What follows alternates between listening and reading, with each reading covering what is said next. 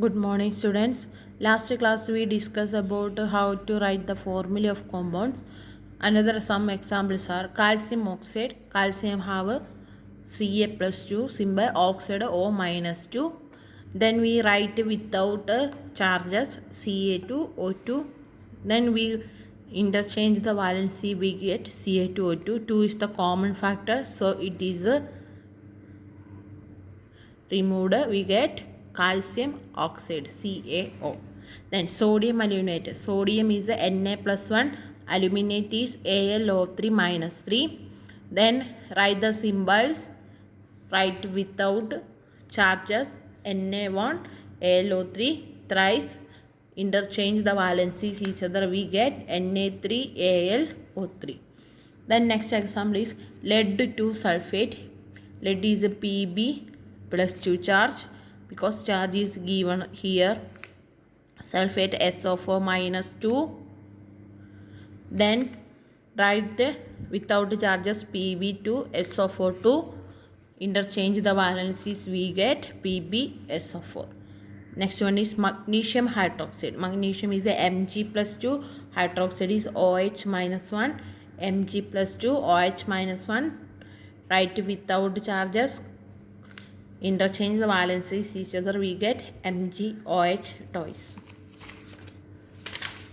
Then the question asking us write the radicals, basic radicals and acidic radicals of compounds. Simple example, magnesium sulfate.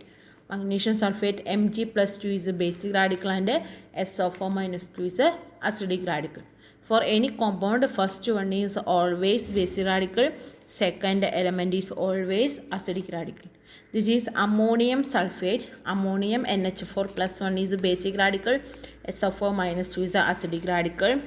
Then aluminium sulfate. Aluminium is base radical, sulfate is a acidic radical. Zinc carbonate. Zinc is a base radical, carbonate is acidic radical. Magnesium hydroxide. Magnesium is a basic radical, hydroxide is a acidic radical. Then find the chemical formula of sulfate. Aluminium sulfate. How we write? Al plus 3. Sulfate is a SO4 minus 2.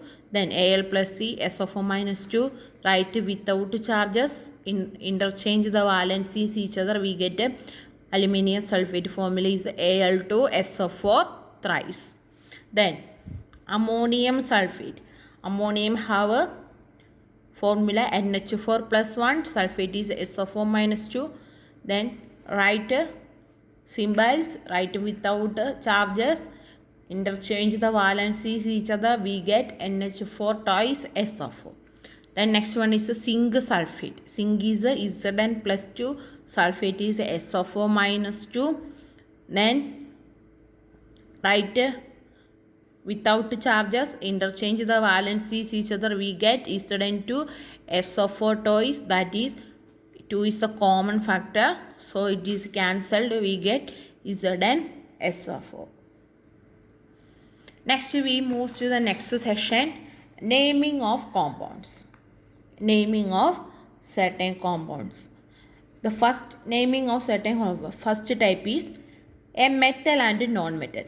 If a compound contains metal and non-metal, then the metal is written first, followed by non-metal, and suffix IDE is added to non-metal.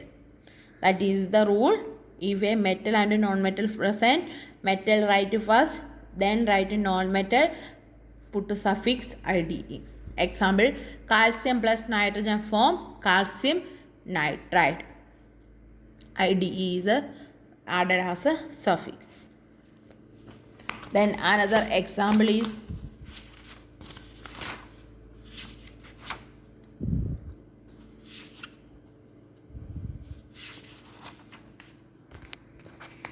here magnesium plus oxygen. Magnesium is a metal, oxygen is a non-metal, so the naming is magnesium oxide. Then aluminium plus sulfur. Aluminium is a metal, sulfur is a non-metal, and naming of the compound is aluminium sulfide. Then second is two non-metals are present. If two non-metals are present, we put prefix tri for 3, tetra for 4, penta for 5 added in the case. How many metals present? How many non-metal present to it? If it is a 3 non-metal present, it is written as a tri, tetra, penta is added. Example, in the case of phosphorus, phosphorus have 2 valency plus 3 valency and plus Y valency. So PCl3 is we written as phosphorus trichloride. PCl5 phosphorus pentachloride. Another example is SF6 sulfur hexafluoride. 6 is a hexa. Then next condition is third type is 2 elements and 1 oxygen present in a compound. Any 2 elements, it is a metal or non-metal, with the oxygen present. Oxygen is represented at the end of the formula. Oxygen is represented at the end of the formula. The name of the compound depends upon number of oxygen atom present in the compound. The prefix hypo is used for number of the oxygen atom is less than 2. If the number of oxygen atom is less than 2, we write that name with the hypo. Example, NaClO. It is written as sodium hypochlorite. Then the suffix ite is used. The number of oxygen atom is 2. NaClO2 is the example. It is written as sodium chloride. Suffix ate is used if the number of oxygen atom is 3. NaClO3, it is a sodium chlorate. Then the prefix per is used when the number of oxygen atom is more than 3. NaClO for sodium perchlorate. So the naming is according to the number of oxygen atom. Then in the case of naming of acids, if the acid is a binary acid, the prefix hydro and the suffix ic is to the name of second element. Example, HCl hydrochloric acid, HF hydrofluoric acid. If the more than polyatomic groups or radical present with the acid, the naming of acid is the basis of second element present in the molecule, and the hydro prefix hydro is not used. Example, H2SO4 second element is sulfur, so it's named as sulfuric acid. HNO3 second element is nitrogen, hence the name is nitric acid. H3PO4 second element, so it's named as a phosphoric acid. If the number of oxygen atom is less, the suffix OUS is used instead of IC. Example, H2SO3 it is a sulfurous acid, HNO2 it is a nitrous acid. One oxygen is less, we put a OUS as a suffix. Then trivial names, there are some compounds, their names are not their chemical name. We use a trivial name or common names. Example, ammonia, NH3 is its chemical name is nitrogen trihydride. We called it as ammonia. Then next one is water. Its formula is H2O. Chemical name is dihydrogen oxide or hydrogen monoxide, but its common name is water. Then the common names are given in the beginning of the textbook. Study that. Then calculate the valency from the formula. From the formula we will calculate the valency of formulas.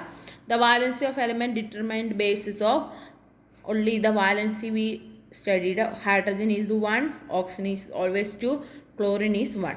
First write the given formula. Here example is NO2. Then interchange the subscript and write it as a superscript N2O1. Then the valency of oxygen is given here as 2. So multiply both superscript with 2, we get N4O2. The result is the valency of element. That is here oxygen have a valency 2 and nitrogen have a valency 4. So from the formula we can simply calculate the valency. Next section we discuss in the next class. Thank you.